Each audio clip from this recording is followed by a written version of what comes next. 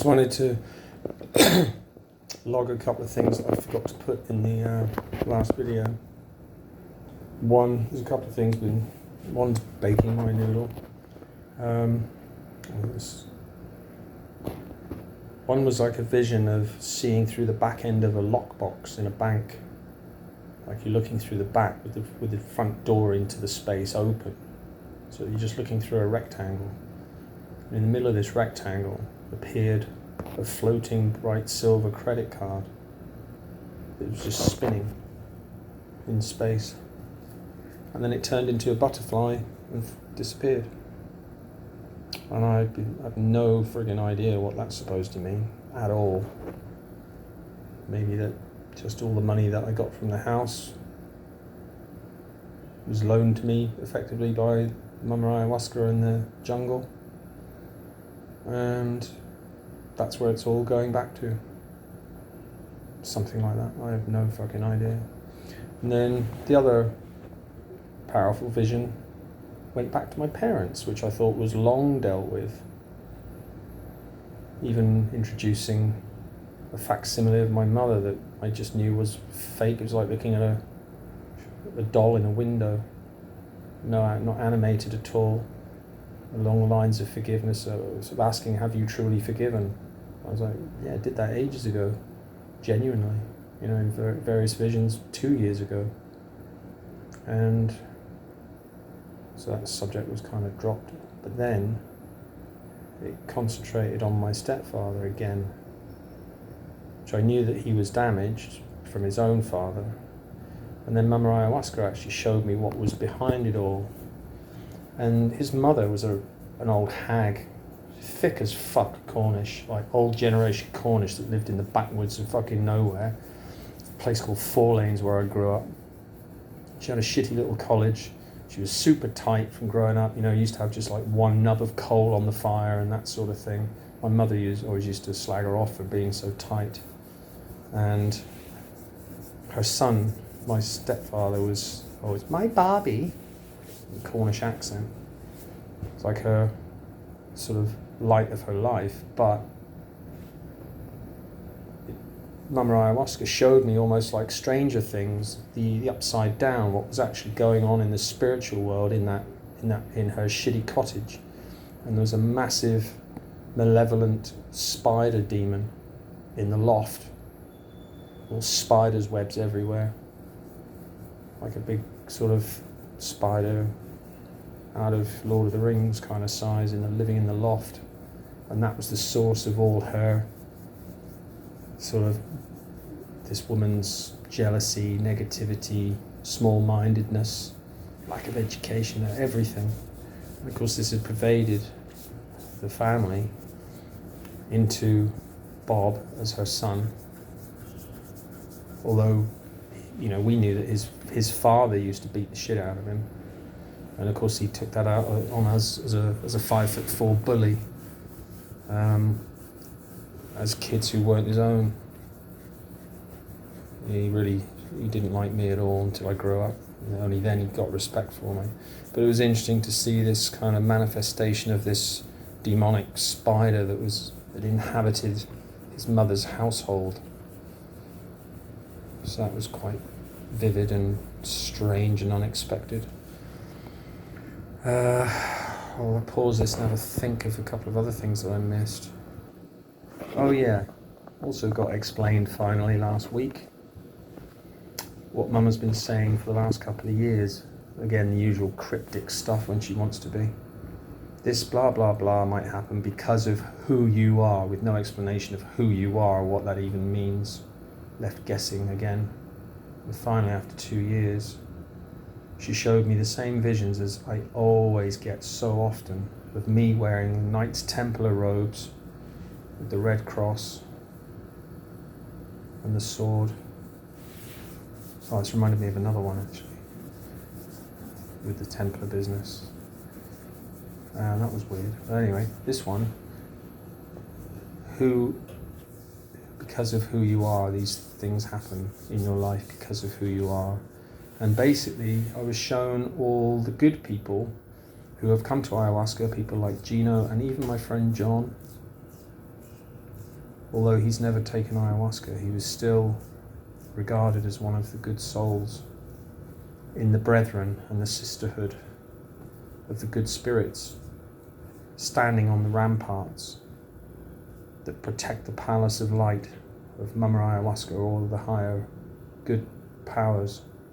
And we're the soldiers, and always looking out onto an empty space, no man's land vista, with the hordes and the armies of demons surrounding the palace of light. And the who you are means that we're all just those brothers and sisters in that army. That's who we are.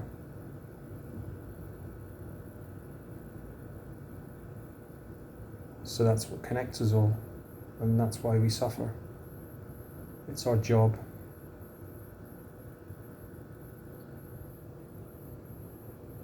And then the other weird one was when in the first one, after the demon was shown inside me, that went on to be a vision of being in space, coming across what I thought was the demon in space, meeting it, and I was made to confront it. But then it turned into an extra dimensional entity that looked sort of like a sea creature, like a cross between some kind of plesiosaur, and it turned out that was being blamed, because although I thought it was a demon, and when I interacted with it and was trying to be nice to it, or just respectful and compassionate towards it, and obviously not show it any bad energy, because you don't do that with demons. The whole point is to be compassionate with them so that you don't engage them with negativity, because they'll feed off it. If you try and confront them in a antagonistic way, they'll feed off that and just engage you more. So when I was nicest thing, then it turned into this wounded, space-faring, extra-dimensional creature, and it was wounded. And so I was communicating with this thing, and then it had quite a nice sort of a nice face, some sort of, I can't really describe it. It was sort of had flippers and a tail and a fat body and a sort of a long neck, a bit like the Loch Ness Monster, sort of bollocks, on a small scale. And so I was asking it how I could help it and heal it, and it was very thankful. And then I just instantaneously realized that it was a trick, and it was the demon actually masquerading as that to see what my reaction would be. And so again, it was the lessons was the ability of demons to deceive and to show false images of themselves.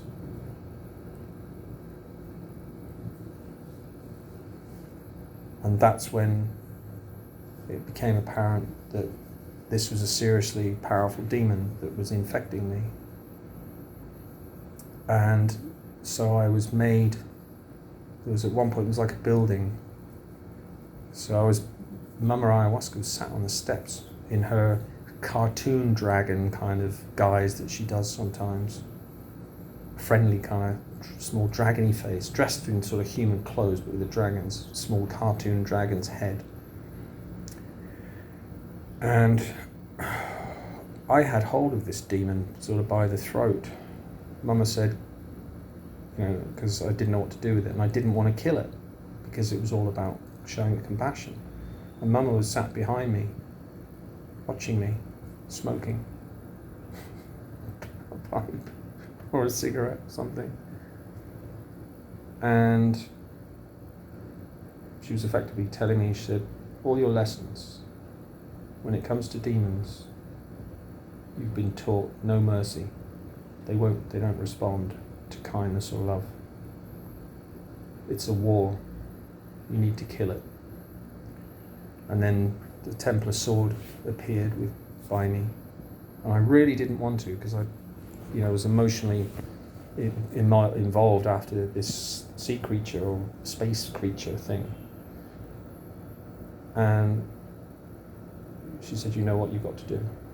And I looked back at her and I was like, I'm sick of this. I'm sick of this war. I'm sick of all of the suffering and the killing that happens on this planet as a result of this spiritual war. I'm sick of it. I don't see it as, I don't want any part of this anymore. And I was kind of upset about it. And she said, you've got to. So I was made to pick up the sword and kill this demon. And I certainly didn't feel like I have done in the past as a soldier that was, destroying demons in the past, when I've had similar visions. Always the same Templar thing. The Templar Knight and Knights of Christ. So many visions like that. And that's what we were all shown as these same Knights of Christ, as in the because of who you are, meaning who we all are in this eternal battle. And of course, I don't agree with any of it. I don't agree with the fundamentals of this existence, supposedly as I've been shown it to be. I think it's insane. I think it's psychotic. I think it's psychopathic.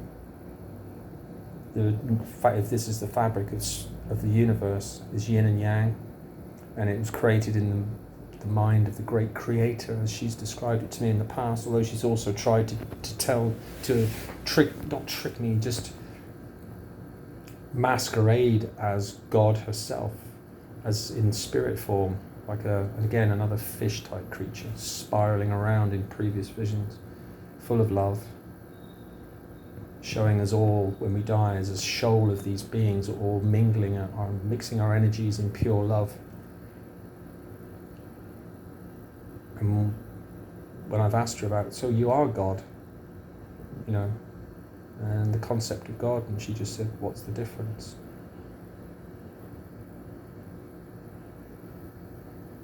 But I'm still in a low space today. I hate Iquitos. I just had a weird encounter, changing money. Went up to the bank to get the last $300 out for next week's retreat. And I changed 100 for me. And I've never been asked this before, but the girl behind the counter, very unusually, because Peruvians don't interact with fucking extranjeros at all, generally. So they've just got no interest in us, they don't like us, in my view, at all. And the girl just said, oh, so do you like Iquitos? Pardon? I didn't understand what she said at first. And she said, ¿Te gusta Iquitos? I said, no mucho. I said, ¿por qué? So then I didn't want to tell her the truth and say, because I don't like fucking Peruvians. Because they're all, they don't like gringos. It's as simple as that. But I didn't say that. I just said, I turned it round to ayahuasca and just said, I come here for ayahuasca only. And there's a lot of bad energy here. She was like, bad energy? It's like ayahuasca. A lot of bad energy in Iquitos. I left it at that, but I really did feel like saying, because I'm fucking sick of you people. The whole fucking moral structure of your whole fucking culture doesn't exist. There isn't one. Even up to the shamans. And then that got me thinking when I got back here, the way how shamanism's changed over the short period of time, from where maybe only 20 years ago you'd have been able to go into many villages and find the original shamans, those that hadn't, especially certainly before social media came along and TV, where the demon of envy becomes implanted in the psyche and starts to control them through materialism. They see what other people have got, and monkey see, monkey do. They want it, as every human does. And they go through those phases until they transcend it and realise that money isn't everything, and materialism isn't everything, and all that stuff. And just to see how now, this is where the battle's been lost in this iteration of this particular civilization and phase of humanity where we are. The battle's lost. The pendulum is well over on the dark side, and it's going to consume everything, maybe in my lifetime, if I fucking decide to live that long. Or can even manage it.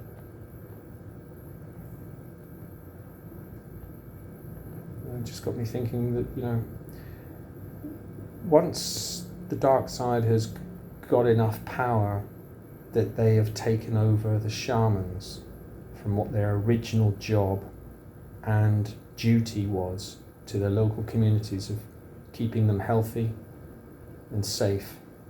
Once they've been pulled into the Western world with the trappings of Western materialism, money, the demon of greed driving it all, the spiritual battle is lost.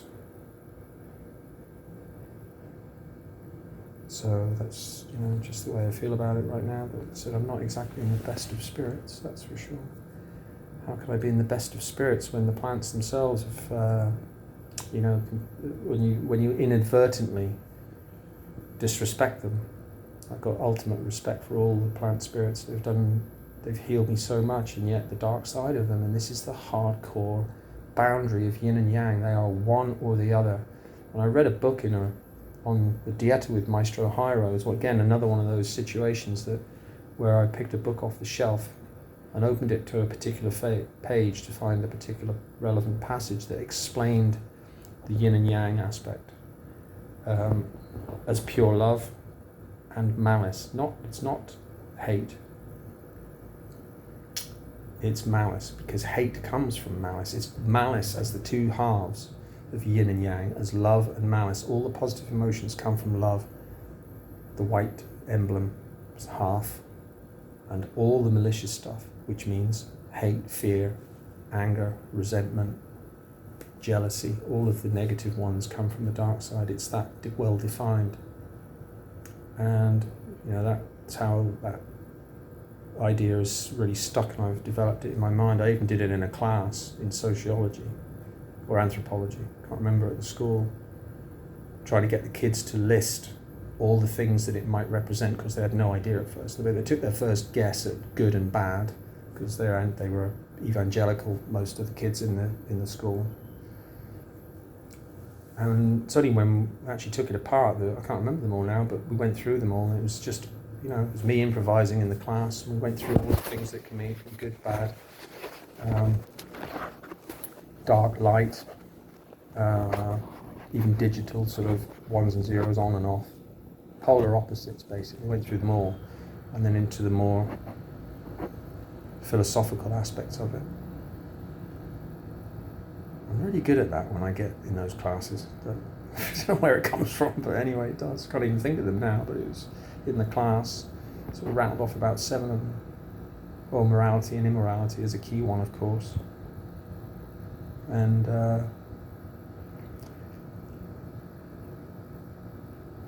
last week, one day I walked down to smoke my pipe in the restaurant area by the kitchen and have a manzanilla tea, hobble down there when my ankle was bad, and just to look at the beautiful river. And I just knew, as soon as I entered the door, I thought, oh, see what other books have been added that people have left. Because Josh had provided quite a few last year that he bought on shamanism and stuff. And I picked up one, can't remember what it was called, because I kind of just thought, I wonder if I'm going to open a page again on something relevant. And I flicked through this book, and there was a passage by a shaman in it who described a sentence. There was a sentence in this passage that said, as though him describing what Mama Ayahuasca had said to him. So speaking as Mama Ayahuasca, he said, I remove your defects and I give you responsibilities. And when I came down to breakfast on Saturday after the Friday ceremony, everybody was down there, the Polish. And I was saying to Jeff, I said, I opened a book yesterday. It's an interesting passage in it. And of course everyone was struggling from the night before, they'd only eaten sort of half their breakfast when your stomach's not so great. Fat boy, the fucking Polish guy, he'd eaten all of his. And it was a huge fruit breakfast with music, I couldn't get through it all. And I mentioned this to Jeff, I said about this passage in the book, and I said, and as soon as I said that sentence, I mean, I know people had to pack and it was just probably coincidence, but the two girls just got up and left. As if they just weren't in a space to be able to handle anything about, the philosophies of ayahuasca at all. I thought that was quite funny, just sort of, because nobody was talking that morning. They didn't, But yeah, it just summed up that group really. That's why they didn't say bye to me. I didn't say bye to them. It was a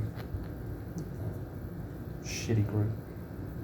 But then I had a lot on board last week, so I wasn't really the most receptive even when they were talkative. I mean, I'm never impolite, obviously, and I'm always put a smile on, and put on my good face when I'm talking to other clients, and positive, but they probably felt it through ayahuasca, what I really felt through the week, because I didn't have to avoid them because I couldn't interact with them anyway because of my foot, as you normally would in groups, sitting down having dinners together and stuff. I had a few breakfasts in my room instead because of my foot. But they just weren't open to that. They were just more interested in, just their own conversations in Polish and whatnot. So, but again, it's another really interesting experience, having a first group of people. I mean, normally you get individuals in a group who are struggling with their own demons and are quiet or don't want to be around other people because they're carrying their own baggage. But strange to be in a group of 5 where, and Jeff wasn't the most talkative person. He was a very nice guy, but not so talkative. Until you got to know him a little bit. I had a couple of good conversations with him, but so it was the most group, the most disharmonized, or rather just disconnected group that I've ever been in any retreat. All of them, nearly everybody, apart from the odd individual who's carrying stuff, as I've said, most people are really nice. And everybody bonds. But this was the first time that didn't happen, so that was a new experience, and it just kind of sums up the whole thunderstorm that's been this particular visit to Iquitos, that's been hovering overhead through the whole last 2.5 weeks, or 2 weeks today, I think, 2 weeks yesterday that I arrived. So. But anyway, it's so fucking boring now, killing time. And I just don't want to even walk around Iquitos at all much. I just don't feel the same about the place. I just want to leave. Once this retreat's over next week, I just want to go. I'm thinking about going back to... again, I can't make this decision. Because after what I said in the last video about, just go and do the fucking 3-month theatre, the more and more I've thought about that, I know I'm not up to it. I wasn't up to it last time, I'm certainly not going to be up to it this time. After the plant's turning on me as well, and then questioning the whole underlying philosophy and not liking any of it at all, because I've had these arguments with Mama Ayahuasca. Why was it created like this, where there has to be this continuous test? There's no protection for the people on the good side. We get absolutely hammered by darkness all the time without any protection, and yet me particularly last week, held to the absolute fucking highest standards and get a complete fucking bollocking when my mistakes that I've made have been through not having adequate explanations from shamans, because they don't talk about it, they don't explain the real consequences of mistakes will be if you cross the plants. They're not going to tell people that in their first ceremonies, in their first couple of weeks of ayahuasca. There's no way. It's taken me 3 years to get to this stage of understanding this level of it, because you can only understand ayahuasca by doing it. It's walking the path and knowing the path. And I'm walking the path. And that was what kind of pickled me with the guy, when he triggered me, and of course with a demon on board as well. I'm amazed how I managed to get, in retrospect, how I got through so well in a completely disorganized school in Honduras with, disrespectful and misbehaving fucking kids without fucking losing my rag. But it just accumulated as internal stress that just made the rash worse, carrying a fucking full-size mega fucking demon on board. So it was inevitable. That was, I didn't know I had a fucking demon on board. So in retrospect, there's no way I would have been able to continue that job, because it would have got to me in the end because of the frustration of the skin and then accumulated tiredness and stress. I'd have had to have left to go back to ayahuasca. But just to get cleaned of that damn thing. And now it's just made me feel like I just don't want any part of any of it, not even just human society. I don't want to be part of the spiritual world anymore, because I fundamentally believe that the whole thing is actually fucking insane. The whole premise, the whole basis, the foundation on which it's built is, if this is the mind of the creator, to create a universe where in these 3 dimensions that exists, it's inevitable, it seems to me. It's just, it's not equal in yin and yang. It's tilted towards the dark side, because humans lost, in this incarnation, we lost the battle thousands of years ago. As soon as you get agriculture and science that can potentially lead to easier living, but once you've created a financial system that gives people power and a judicial system that mandates that money has to be used, it can only result in that inevitable outcome. So, unless humans stay in indigenous groups, in their cultures, living that life, the yin and yang will always get thrown out of balance because of the nature of our species, and how we've been created, if you want to look at it from that perspective. And when she said to me last week, everything that happens in your world is a consequence of what happens in the spiritual world. Everything. And it was so clear. And of course these things are completely out of your control, because if the battle's being lost in the spiritual world, that's going to filter down through to this one. So we happen to be living in an age where it's coming to the close, and this particular round of the spiritual battle is lost.